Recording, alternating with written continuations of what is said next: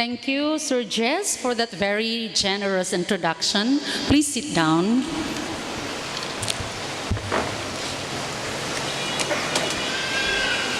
To the Visayas State University President, Dr. Edgardo E. Tulin, the Vice Presidents, other key officials of the university who are present this afternoon, my former mentors, the men and women of this hour, the 744 honorees for this school year, 2015-2016, proud parents, guardians, friends, other guests, good afternoon.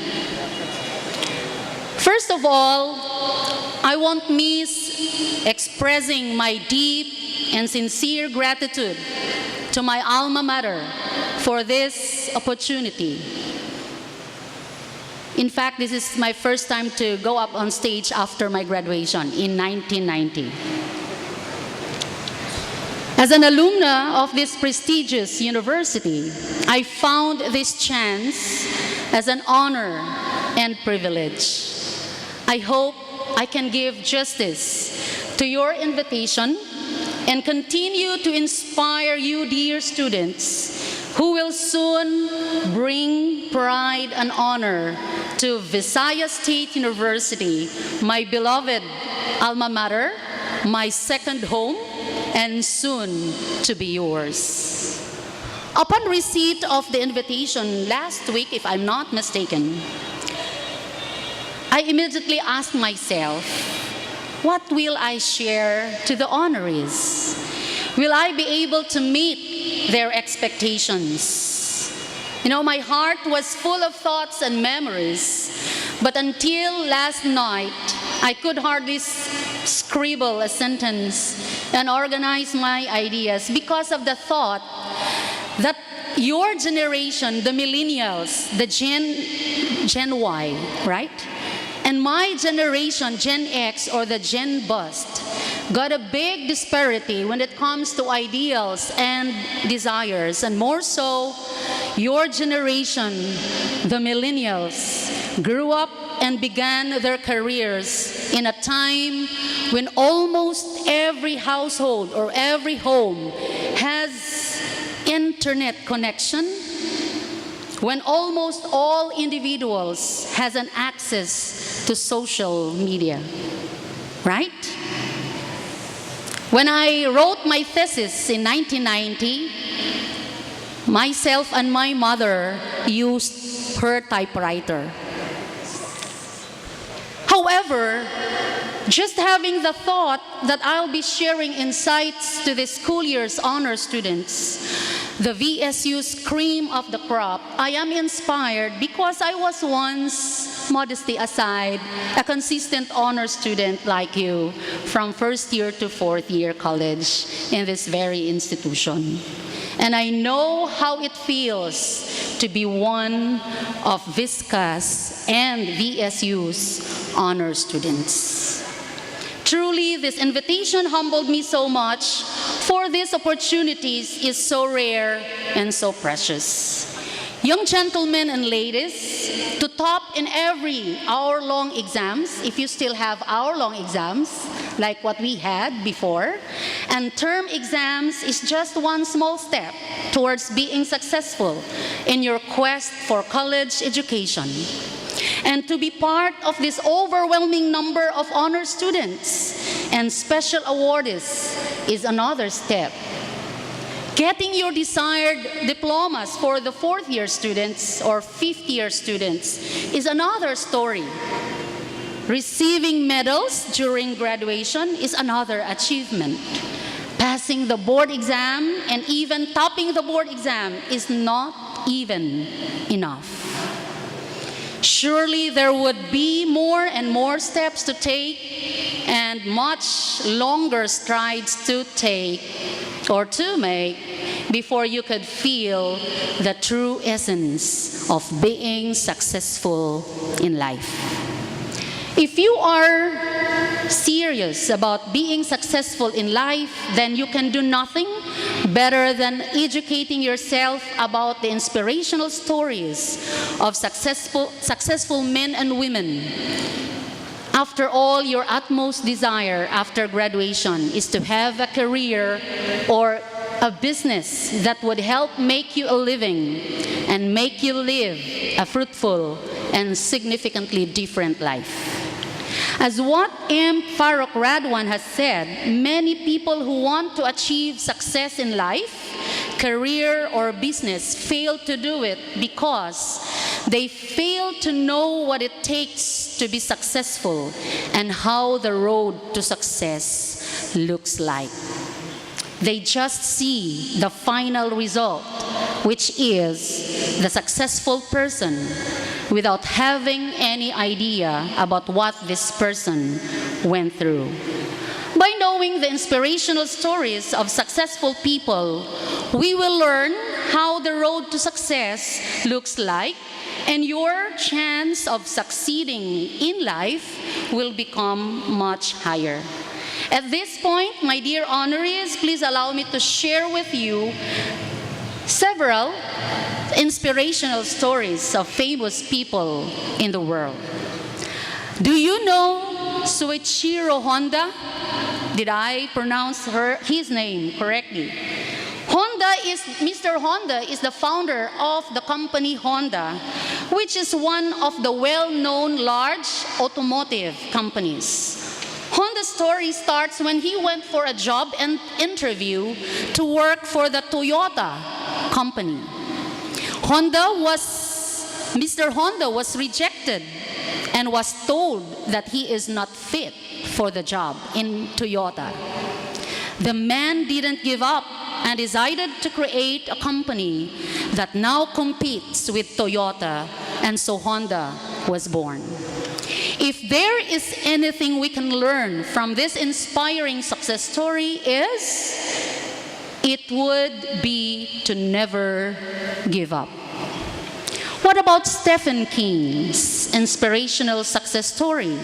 Most people know Stephen King as the famous writer, but few know about his life story. Stephen's first novel was rejected almost everywhere. It was submitted to the extent that he threw his novel in the garbage. His wife got the story out of the garbage and insisted that he submits it again. And in the end, he became Stephen King we now know. There is a very important lesson you must come up with from this story, which is that rejection should make no sense at all if you believe in yourself. What about the motivational success story of Thomas Edison? Do you know him? His success story is one of the stories that can motivate anyone after experiencing so many failures. Thomas failed 999 times to invent the lamp before he succeeded in doing it on his 1,000th time or 1,000th attempt. People asked him how did he manage to keep him going even though he was failing all the time. He just simply told them, each time it didn't work, I used to say, I discovered a new way how to not invent the lamp. Thomas Edison's success story should make you conclude, or should make us conclude, that failure should never stop you or us, even if it occurred more than once. How about Oprah Winfrey? Do you know her? One of the most famous, most popular TV icon. Her story really inspires me the first time I read about it. And Oprah is one of the most popular TV icons, as I've mentioned, and she is also one of the richest women on our planet. But this is not how her story began. She was fired from her job and was told that she wasn't fit for TV earlier in her life. What about Bill Gates? I know you know him because he is very famous.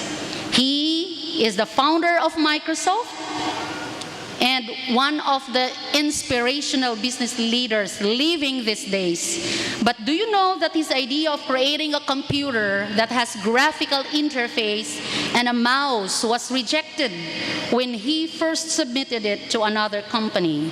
Some people even say that papers of the project were thrown in his face, right in his face. Now, he became no other than Bill Gates. And the most recent inspirational story that I would like to share with you that touches almost all Filipinos and even the entire world is that of the Miss Universe 2015, the success story of our very own Pia Wurtzbach. It took 3 attempts at Binibining Pilipinas for Pia, a native of CDO, to bring home the 3rd Miss Universe crown, a long overdue Miss Universe crown for the Philippines. Such is a proof that successful people are those who know what they want and pursue on it because they want it so bad. According to Mr. Jonathan Yabot, who published this article in Rappler in December 21, 2015, there are 3 lessons that we can learn from Pia's experiences. First, never settle when you can dream big. Second lesson, ask for help when you need it. Do not pretend that you know. You always ask when you really need help. Third, people get what they want when they want it so badly. As for my personal story, I would like to tell you that I'm not as successful as those people, nor my story is that inspirational. But the reason I would like to share it is that it will allow you to conclude the same concepts about success. Growing up, I also had a lot of frustrations, a lot of disappointments, failures, rejections before I reached this far.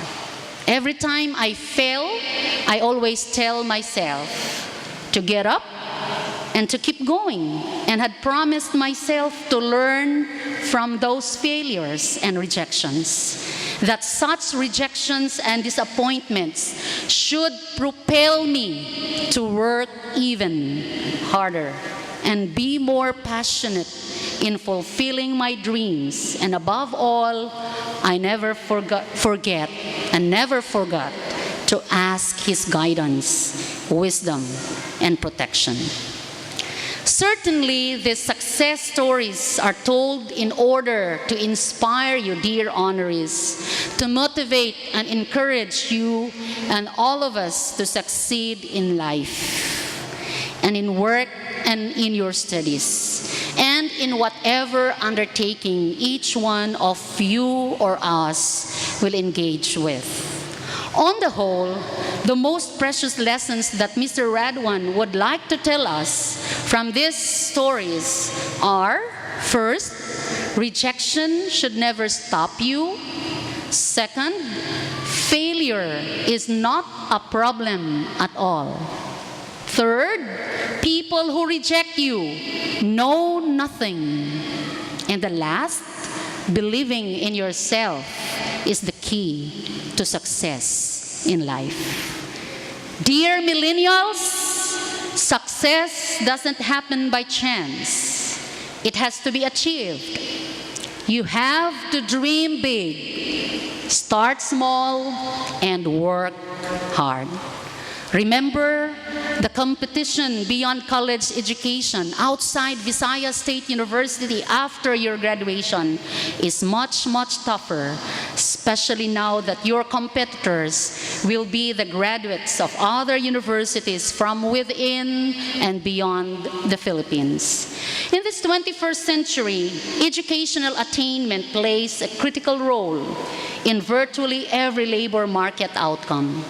On the average, based on surveys, the more education people have, the more likely they are to seek and find jobs, earn higher wages, and retire with pensions.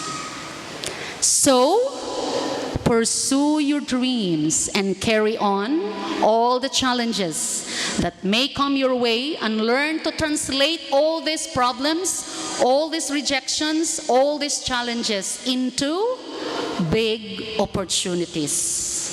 The new normal now, my dear friends, is for all of us to become more aggressive, more proactive, more competitive, and for all of you to always think ahead and to always move forward.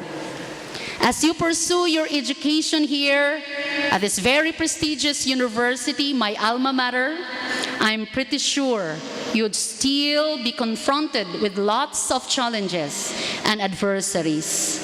What is important is how each of you will react on different situations, how each of you will view things, events, people, and situations. Let me close this sharing of mine with an inspirational story about life, about the story about a carrot, an egg, and a cup of coffee. I'm sure there are a number of you here who have read or heard this story. A young woman went to her mother and told her about her life and how things were so hard for her.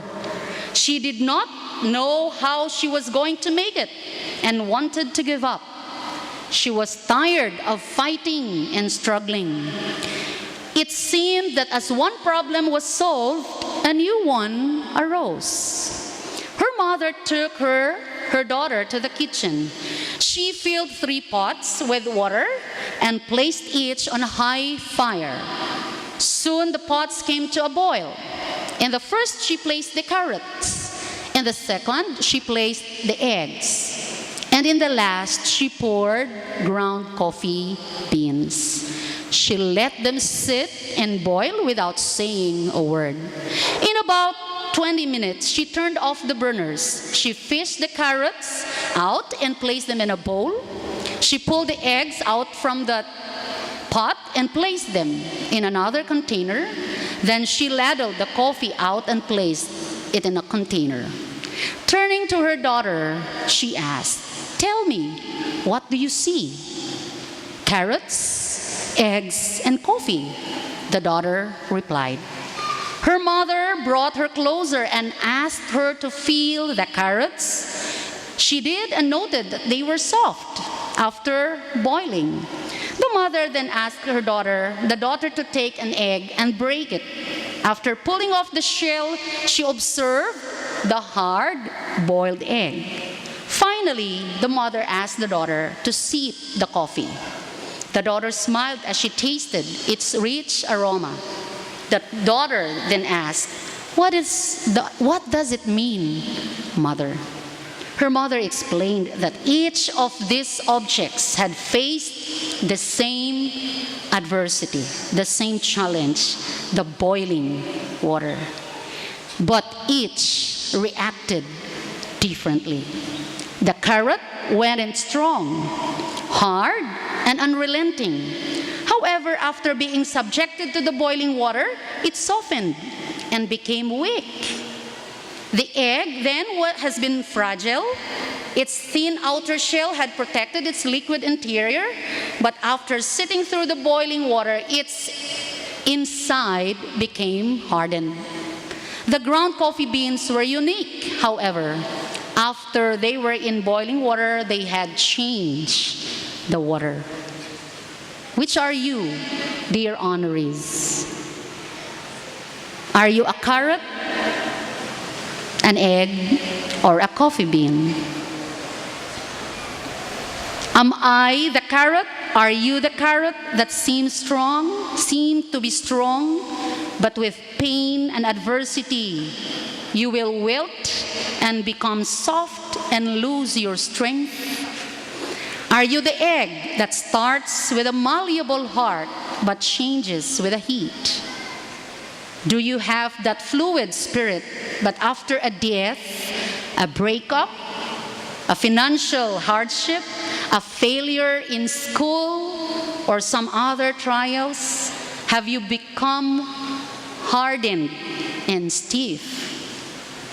Do your shells look the same, but on the inside, are you bitter and tough with a stiff spirit and hardened heart? Or are you like the coffee bean? The bean actually changes the hot water, the very circumstance that brings the pain. When the water gets hot, it releases the fragrance and flavor, right? The very beautiful, or the aroma that's very pleasant. If you are like the bean, when things are at their worst, you get better and change instead the situation. When the hour is darkest and trials are their greatest, do you elevate yourselves to another level? How do you handle adversities? How do you handle challenges while you are at Visayas State University? Are you a carrot, an egg, or a coffee bean?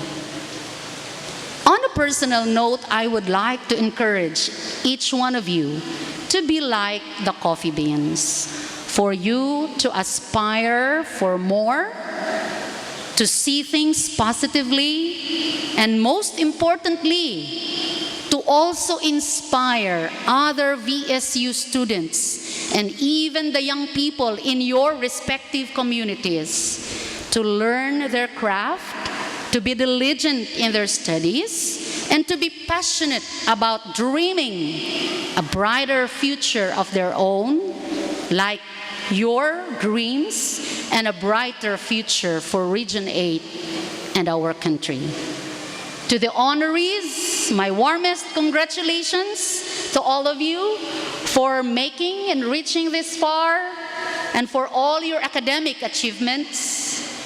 Big congratulations to the parents, to the proud parents and guardians, for the patience and for the never-ending support you give for your children's education and their future. And likewise, to my beloved alma mater, the Visayas State College of Agriculture, then, now Visayas State University, for consistently producing graduates who are equipped with the appropriate competencies and skills, the leadership potentials as mentioned by your very own president, Dr. Tulin, which are necessary to become very competitive professionals and very competitive, very good, and very good citizens in Region 8 and in the Philippines.